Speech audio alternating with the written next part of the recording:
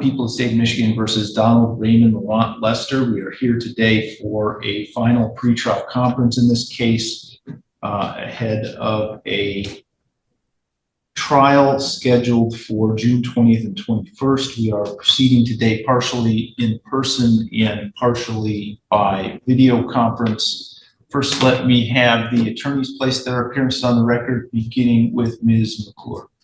E.B. McClure filling in for prosecutor of record Isaac Sneed. Samaris Hennigan on behalf of Donald Lester. All right, and Mr. Lester, I believe, is in the jail Zoom 2 device. Mr. Lester, are you there? Yeah, I'm here. All right, so I don't know what's going on with the camera. We can't see you. It looks to be shooting I can see you. Almost. I'm saying that we can't see you, Mr. Lester. So, Ms. Hennigan, where do we stand? Are we ready to proceed to trial on June 20th? Thank you, Your Honor. I met with my client yesterday and did make the final offer to him with regard to plea agreements. My client has declined to accept the plea that was offered by prosecution. I also was informed by my client that he has filed a few motions. I guess you would say pro se. I have not seen those motions myself, but he says he mailed them to the court. He does have many objections to the proceedings. That being said, the next step that would be appropriate with regard to our legal procedures would be to go forward with trial. I am prepared to do that, though I do believe that my client will object to that, Your Honor. So I do want to make sure that I represent his wishes as well, while I still inform the court of whether or not I'm ready to proceed. So I will be ready to proceed for trial next week. That being said, my client does not want to go to trial as he feels that the court doesn't have jurisdiction over him on this matter. Before we even get into the courtroom today, let me set the stage for you, because this isn't just another routine hearing. This is a return of a self-proclaimed sovereign citizen who already proved once that he absolutely cannot help himself in front of a judge. Last time we saw him, he talked nonstop, ignored every warning, and managed to earn himself 93 days in jail for contempt. All by refusing to do the one thing courts require: stop talking. And now, somehow, despite that history, he's back with a chance most defendants would beg for: a plea deal that could send him home today. But here's the tension. This deal only works if he can keep his mouth shut long enough to accept it. And he was very upset, I would add, just for the record, for his, for appellate purposes for him, that he was upset that I agreed to a trial schedule at a past hearing. And I did try to explain to him that that's just a procedure, that the court is on timeframes according to statute, and that at some point we do have to set a trial schedule, even though it was my intent to continue to try to negotiate this case for him along the way. All right, to the extent that there's any objection based on court's jurisdiction, I can't hear you. Can you speak up, please? To the extent that there's any objection to proceeding to trial based on the court's jurisdiction, I would deny that, as the court does have jurisdiction over this case. It is a felony case involving an alleged felony which is alleged to have occurred within Lenawee County, State of Michigan. This is the circuit court for the Lenawee County, State of Michigan, and therefore jurisdiction is appropriate. Ms. McClure, is there anything we need to address from the people's side? The people have not received any motions that have been referenced, but as far as I know, we are prepared to proceed to trial next week as well. Right. All right, so do we have proposed jury instructions and voir dire questions yet? We do not. I know I spoke with Mr. Sneed yesterday, but I'm certain that we can. This right here is where the sovereign citizen playbook starts to fall apart, and the judge wastes absolutely no time dismantling it. Notice how calmly and methodically the court explains jurisdiction, because legally, this isn't complicated at all. A felony is alleged to have happened in Lenawee County, Michigan. This is the Circuit Court for Lenawee County, Michigan. That's it. Case closed. But for sovereign citizens, jurisdiction isn't a legal concept. It's a loophole fantasy. They believe if they repeat certain phrases enough times, subject matter jurisdiction, personal jurisdiction, I don't consent, somehow the courtroom turns into a game of legal hide and seek. We can agree upon those within the next day or so. I see some in our file, so maybe he's drafted them and just not. Yes, he was working on them. Okay, so I'll need those by the end of the week so that we have an adequate amount of time to get prepared Right. for trial. I would also like to intervene here real quick, but that being said, I was the motion is just not for the jurisdiction, it's also for personal jurisdiction and subject matter jurisdiction. I had the right to a resisting unlawful arrest, and it's not being addressed. The Supreme Court ruling on that, I just read that not too long ago, and they arrested me for an old traffic ticket, is where it started at. They're trying to dodge the point of where they harassed me for 3 days before they arrested. And as far as this possession situation go, I was informed yesterday by my attorney, who I haven't talked to since March, that I was looking at 14 years. Under your court, Michigan rules that after 10 years, under a lower felony, after 10 years, it's automatically expunged. So I'm trying to figure out how am I being charged with a habitual criminal. And also, I would like to get that in writing that you said that you have jurisdiction over this case. This stretch is a perfect example of why judges dread sovereign citizen cases.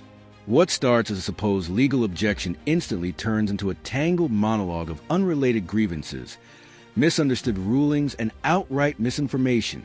Mr. Lester jumps from unlawful arrest claims to expungent rules to unsigned warrants to alleged harassment without ever grounding any of it in procedural reality. And here's the key problem. Even if some concerns could theoretically be raised, this is not how you do it.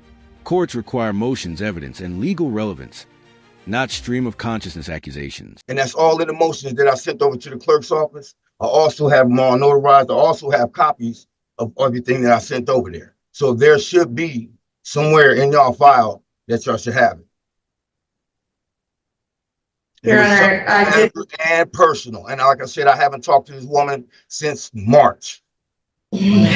She told me that I was going to be released out for bond, and I haven't heard anything from her since then. I wrote her a letter. The first time I seen this woman in about 2 or 3 months, the first time was yesterday. And she doesn't represent the said name anyway. I've talked to her about that situation too. Somebody's not being truthful here. And I've been sitting here almost 10 months without a bond or even so much as calling my witnesses. She's never asked me anything. So my due process is being violated. Also, I'm sitting in here on an unsigned warrant. Unsigned. A probable cause warrant. They trying to make it look like they arrested me for those charges, and it's not what it was for. That's not what it was for. I was arrested for driving on a suspended license from back in 2016. That case got dismissed. Your Honor, I did inform you He's not yesterday addressing none of those issues, Your Honor. Period. Mr. Lester, I need you to stop interrupting people, okay? What is it that you wanted to say? I did inform him yesterday that the charges he was facing could, that it's up to 14 years because there's consecutive sentencing available on those charges. He has a felony that is up to 10 years and then 2 R&Os which can be sentenced consecutively if that were requested and or if the court were to do it. And I informed him of that at the time that I was telling him about the plea agreement that would allow him to be released. This moment should have been a wake-up call. The point where reality finally sinks in. The defense attorney calmly explains how the potential 14-year exposure works and immediately clarifies that it's not about habitual offender status. This is worst-case math, not a guaranteed sentence. And yet, instead of absorbing that critical distinction, Mr. Lester spirals emotionally. That's the tragedy here. He hears 14 years and shuts down, even though the very next sentence explains that a plea deal exists to avoid exactly that outcome. Courts routinely explain maximum exposure, so defendants understand risks, not to scare them, but to inform them. So he is correct in that I did inform him of that, but it's not because of a habitual offender notice, and he asked me about that yesterday, and I reiterated again yesterday that that is not why. That is not why he's facing that amount of time. It was simply me telling him worst case scenario in this matter. All right, so to the extent that personal jurisdiction issue has been raised in addition to subject matter jurisdiction, and again, deny any request on those bases because the court, again, has personal jurisdiction over Mr. Lester, who is a human being located in Lenawee County, Michigan, and alleged to have commit a felony crime in Lenawee County, Michigan. How did I commit a violent crime? With respect to the argument that Mr. Lester made regarding the right to resist an unlawful arrest, that's why the court is having a trial. One of the elements that the prosecutor needs to prove in a resisting and obstructing case is that the officers were on duty, acting lawfully, and made a lawful arrest that Mr. Lester resisted. So that's the purpose of the trial. With respect to any issue about expunged convictions, we're not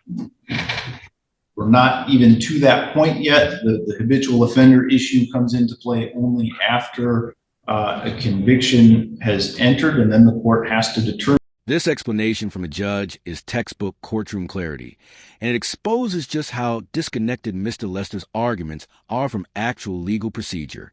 The judge carefully explains that issues like unlawful arrest and officer conduct aren't decided by shouting objections. They're decided at trial through evidence and testimony. That's the entire point of having one. And the clarification about expungement and habitual offender status is crucial. Those questions only matter after conviction, not before. This isn't the court dodging his claims. It's the court explaining timing and legal structure. Whether the convictions listed in the habitual offender notice in fact happen and can appropriately be used under the statute for the sentencing enhancements that have been notified in the information. And so okay. So whenever you get done, I'd like to address issue 2, please. All right, I'm going to mute Mr. Lester because I can't have people talking over me while I'm trying to create a record. All right, so then we are ready to proceed to trial on June 20th. Again, I'd like to have the voir dire questions and jury instructions ready or to the court by the end of the week so that we can have those ready to go. Thank you, Your Honor. Yeah. Before we go, Ms. McClure, can I just understand from you what that final offer you made on this case, or what the final offer the prosecution made on this case was? Yes. It would be. Ms. McClure, I actually have a copy that I could pass to the court too, if that's okay with you. Yeah, I mean, we'll just take a second. It's an added count 4 possession of meth in a park, which is a 2-year offense. And we were offering credit for time served, which is approximately 10 months. And we have no objection to a PR bond at the time. When a judge mutes a defendant, that's not about power. It's about control of the courtroom and preservation of the record. Courts cannot function when one person refuses to stop talking. This is a procedural necessity, not punishment. And notice how quickly the hearing becomes productive again once the interruptions stop. That alone tells you everything. Mr. Lester believes he's being silenced, but in reality, he's being managed because unchecked disruptions can invalidate proceedings or create appellate issues. Ironically, his refusal to follow basic courtroom etiquette is the very thing limiting his ability to advocate for himself. The prosecution has made an offer to resolve the case if Mr. Lester were willing to plead guilty to possession of methamphetamine in a park. That's a 2-year maximum possible penalty, but the prosecution has also agreed to credit for time served or fines and costs, and a personal recognizance bond release until the date of the sentencing. Is that all accurate, Ms. McClure? How is that? That Yes. is crazy. Yes, All that's right. accurate, Your Honor. And Mr. Lester is not interested in agreeing to that plea. Is that correct? It's my understanding, but it seems that he would like to say something about it, Your Honor, so I prefer that he answer that question himself. Yeah, I would like to say something because of the fact that you keep trying to let me out on a PR bond and you want me to come back to court for sentencing, but you won't let me out to try to get my witnesses and gather the evidence that I need to be able to present it at trial. I haven't even went over this one. I haven't even went over any kind of defense with this woman. I am being prosecuted and persecuted by her and a prosecutor. And it's obvious. It's very obvious. It stands out. I haven't talked to this lady since March. And when I did, she came in there and coerced me into trying to keep her on my case. All right. So, Mr. Lester, that wasn't really responsive to the question that was asked. The question you're being asked. I don't know right nothing now, about that. I told her what it was then, and Mr. Lester, you keep trying to cut me off. well, that's because you won't let me create the record and do my job. So I'm trying to do my job. You're not the one sitting in jail, sir. Your Honor, would you All right, please so mute my client? I don't want him to. record should reflect that. The record should reflect that Mr. Lester had. I'm sorry. So, Mr. Lester, the question I'm asking and that I need an answer to is you've heard the offer that I've indicated the prosecution has made to you to resolve the case. Do you or do you not want to? No, I'm not, because they had no business arresting me, Your Honor. And I wasn't bothering anybody. A simple no is fine. That's all I needed. All I needed was no. Let's be absolutely clear about what's happening here, because this is where logic completely collapses. Mr. Lester is being offered a plea that reduces up to 14 years of potential exposure down the time served, roughly 10 months, with a personal recognizance bond. That means he walks out. No more jail, no extended sentence, no trial risk, and all that's required is accepting responsibility for a 2-year offense that's already been served. This is not persecution. This is mercy. Prosecutors don't offer deals like this out of obligation. They offer them to resolve cases efficiently. Most defendants would accept without hesitation. And that's how a case goes from walkout today to see you at trial facing serious time. The judge did everything by the book, explained jurisdiction, clarified legal misconceptions, outlined the purpose of trial, and confirmed the plea offer on the record. The defense attorney fulfilled her duty by communicating risks and options. The prosecution extended a deal that resolved the case cleanly, and yet Mr. Lester rejected it. Not because the offer was unfair, but because he refuses to recognize the authority of the system he's standing in. This is a textbook example of how sovereign citizen arguments fail. Not because courts are biased, but because reality doesn't bend to belief.